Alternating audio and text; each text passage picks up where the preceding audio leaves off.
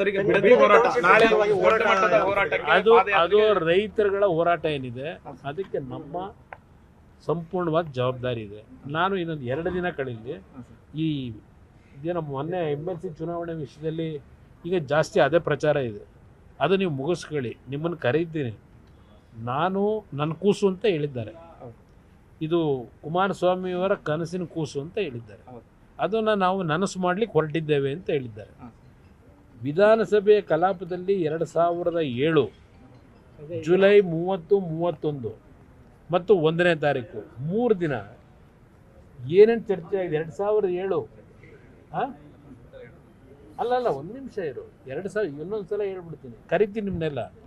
2007 July 30, 31, 1ನೇ ತಾರೀಕು ಈ 3 ದಿನ ಚರ್ಚೆ ನಡೀತು ವಿಧಾನಸಭೆ ಕಲಾಪದಲ್ಲಿ. ನಾನು ಅವತ್ತು ಮುಖ್ಯಮಂತ್ರಿ ಇದ್ದಾಗ ಇದೇ ಸಿದ್ದರಾಮಯ್ಯನವರು, ಮಲ್ಲಿಕಾರ್ಜುನ್ ಖರ್ಗೆ ಅವರು, ಇಲ್ಲಿಂದ ಶಿವಕುಮಾರ್ ಅವರು, ಅಲ್ಲಿಂದ ಧರ್ಮಸಿಂಗ್ ಅವರು, ಶ್ರೀರಾಮ್ ರೆಡ್ಡಿ ಅವರು, ಮಾಧುಸ್ವಾಮಿ ಅವರು, ಇವರು ಎಲ್ಲರೂ ಆ ಒಂದು ಸದನದ ಕಲಾಪದಲ್ಲಿ ಭಾಗಿಗಳಾಗಿ ಏನೇನು ಮಾತನಾಡಿದ್ದಾರೆ ಅದಕ್ಕೆ ನಾನೇನು ಉತ್ತರ ಕೊಟ್ಟಿದ್ದೇನೆ. ಬಿಡದಿ ಪ್ರಾಜೆಕ್ಟ್ ಒಂದೇ ಅಲ್ಲ, ರಾಜ್ಯದಲ್ಲಿ 5 ಟೌನ್ಶಿಪ್ನ ಹಿನ್ನೆಲೆ ಒಂದು ಕಡೆ, ಅದರ ಜೊತೆಗೆ ಕೇಂದ್ರ ಸರ್ಕಾರ ಆಗ ಇಡೀ ದೇಶದ ಎಲ್ಲ ರಾಜ್ಯದ ಮುಖ್ಯಮಂತ್ರಿಗಳಿಗೆ, ಸರ್ಕಾರದ ಚೀಫ್ ಸೆಕ್ರೆಟರಿಗೆ SEZನ ಯಾವ ರೀತಿ ಫಾರಮ್ ಮಾಡಬೇಕು ಇನ್ನು 60 ದಿವಸದಲ್ಲಿ ಅಂತ ಹೇಳಿ ಕೇಂದ್ರ ಸರ್ಕಾರ ಮನಮೋಹನ್ ಸಿಂಗ್ ಅವರ ಏನು ಒಂದು ಸೂಚನೆ ಕೊಟ್ಟಿದ್ದರು ಎಲ್ಲ ರಾಜ್ಯಗಳಿಗೆ. ಅದರ ಹಿನ್ನೆಲೆಯಲ್ಲಿ SEZನ ಒಂದು ಅನುಷ್ಠಾನಗಳು ಹೇಗೆ ಮಾಡಬೇಕು ಅಂತಕ್ಕಂಥ ಅಧಿಕಾರಿಗಳ ಮಟ್ಟದಲ್ಲಿ ನಡೆದಿತ್ತು.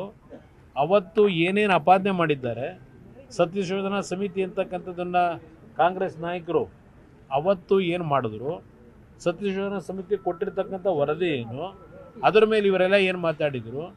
ನಾನು ಬಿಡದಿ ಪ್ರಾಜೆಕ್ಟಿನ ವಿಷಯದಲ್ಲಿ ಏನು ಹೇಳಿದ್ದೇನೆ, ವಿಧಾನಸಭೆಯ ಕಲಾಪದಲ್ಲಿ ದಾಖಲಾತಿ ಇದೆ, ನಾನು ಅವತ್ತೇನು ಹೇಳಿದ್ದೀನಿ ಅಂತ. ನನ್ನನ್ನು ಬೆಳೆಸಿರ್ತಕ್ಕಂಥ ಆ ಪುಣ್ಯಾತ್ಮ ತಂದೆ ತಾಯಿಂದರ ಮನಸ್ಸಿಗೆ ನೋವು ಕೊಟ್ಟು ಅದನ್ನು ಮುಂದುವರಿಸ್ತಕ್ಕಂಥ ಪ್ರಶ್ನೆ ಇಲ್ಲ. ರೈತರ 1 ಇಂಚು ಫಲವತ್ತಾದಂಥ ಭೂಮಿಯನ್ನು 1 ಇಂಚು ಸಹ ಅಕ್ವೈರ್ ಮಾಡ್ತಕ್ಕಂಥ ಪ್ರಶ್ನೆ ಇಲ್ಲ ಯಾವುದೇ ಭಾಗದಲ್ಲಿ. ಇದನ್ನು ವಿಧಾನಸಭೆ ಕಲಾಪದಲ್ಲೇ ಹೇಳಿದ್ದೇನೆ. ನಂತರದ ದಿನಗಳಲ್ಲಿ ಏನೇನಾಗಿದೆ ಪಾಪ ಈ ರಾಜ್ಯದ ಮುಖ್ಯಮಂತ್ರಿಗಳು ಮೊನ್ನೆ ಎಲ್ಲ ಮಾಧ್ಯಮಗಳು ಕೊಟ್ಟರು, ಡೇಟ್ ವೈಸ್ ಕೊಟ್ಟಿದ್ದಾರೆ, ಯಾವ್ಯಾವ ಡೇಟಲ್ಲಿ ಯಾವ ವರ್ಷದಲ್ಲಿ ಯಾರು ಮುಖ್ಯಮಂತ್ರಿ ಇದ್ದಾಗ ಈ ಬಿಡದಿ ಪ್ರಾಜೆಕ್ಟಿನ ಬಗ್ಗೆ ಏನೇನಾಗಿದೆ.